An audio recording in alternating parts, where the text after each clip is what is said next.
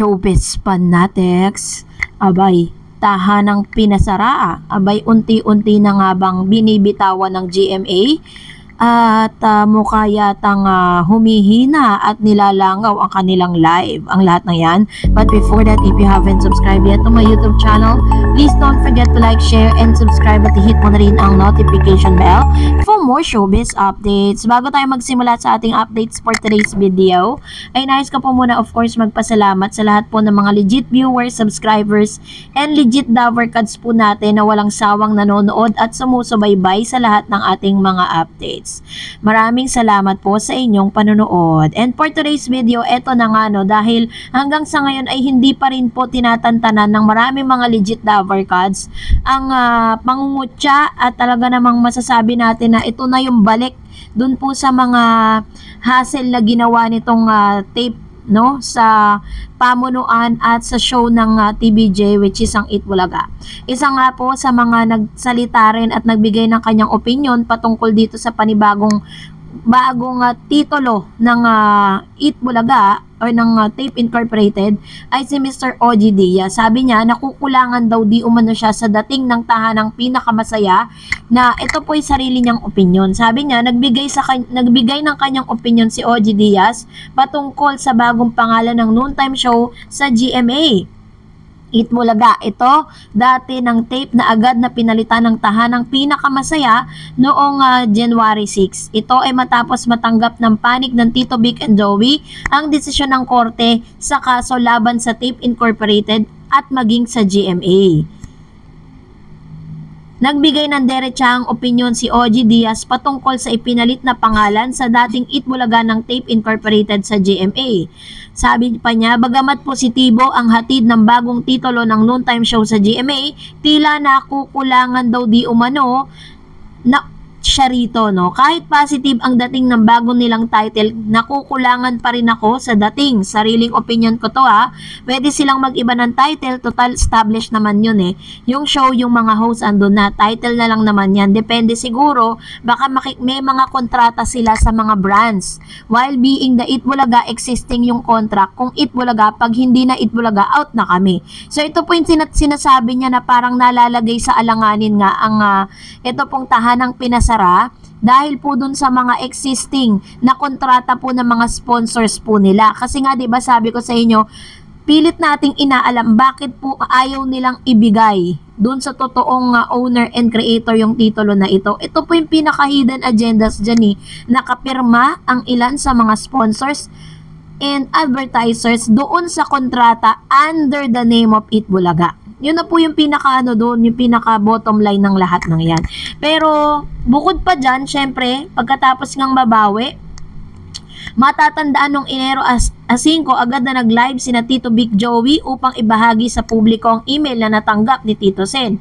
Ito ay kaugnay sa pagkapanalo di umano nila sa kasong isinampa laban sa Tape Incorporated kaugnay sa noontime show na Eat Bulaga. Kaya naman sa opening number ng EAT last January 6, nakanta na muli nila ang original theme song ng kanilang noontime show at muli na rin nalang nagamit ang titulong Eat Bulaga. Kala ng lahat ay tapos na. Ito ang dahilan kung bakit nagpalit na rin agad ng titulo ng noontime show sa GMA at naging tahanang pinakamasaya. So, bagamat nagpalit na sila ng name, bagamat nai-announce na nga na nanalo na ang TVJ, nagmamatigas pa rin po ang kabilang kampo. At dahil dyan, syempre po, samot-sari pong mga pang-babash, no? Na deserve naman po talaga nila, 'di ba? Ang pinaka nakakaloka lang dito is unti-unting binibitawan na sila ng GMA. Una, wala nang kasiguraduhan kung papipirmahin pa sila ng another year of contract dahil malapit nang matapos ito. At the same time, yung mga platform na kung kailangan ng tape, yung mga platform na ito, hindi na po ipinagamit ng GMA. Kung dati, pinapagamit ng GMA yung kanilang Facebook page and YouTube channel, pero this time, hindi na po nila ipinagamit. Syempre po, kasama po sa mga ipinagbawal or injunction, no? Doon sa pagkapanalo nga ng TVJ na hindi rin po nila pwedeng gamitin YouTube channel under the name of Itbulaga na may 5 point something, meron pong napakalaking subscribers na ginagamit nila kamakailan lang sa live. Kasi according po dun sa nabasa natin na pinadala or inilabas ng Marikina Regional Trial Court na injunction kung saan pinagbabawal nilang gamitin ang lahat no ng mga materyales or ano pa mang mga bagay na may kinalaman sa Itbulaga. At kasabay nito, sinabi din doon in all channels, in all forms, and in all platforms. So kasama dito yung YouTube channel nila. So hindi nila magamit to dahil kailangan may injunction hindi pa nila pwedeng galawin.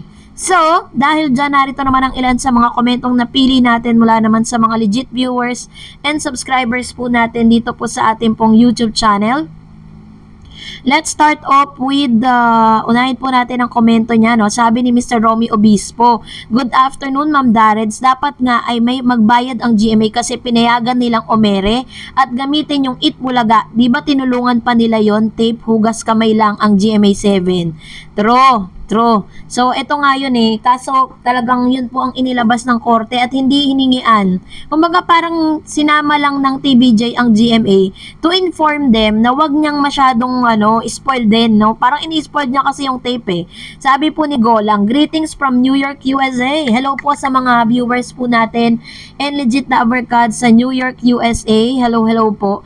And sabi ni Mr. Reben Hantol, sabi niya, "Mark my word, talagang mga capitalize and sabi ni ex-Yorme Contis will definitely go to jail with halos hos. And no, that's no joke." Ayan. So talagang ito yung kanyang piniryodan na talaga mapupunta sa kulungan, lalo ngayon kini-question po nila yung kredibilidad ng korte, no? Kaya sabi nila, depektibo daw ang naging desisyon. Sabi naman ni Net Balilin, "Congrats TBJ, I'm so happy for you TBJ. Nakabalik na ang Itbulaga sa tunay na nagmamay-ari. Itbulaga sa TBJ lang. Heart. Ngayon, so congratulations everyone. And of course, sabi ko nga hindi pa po tapos ang laban dahil may apela pang mangyayari.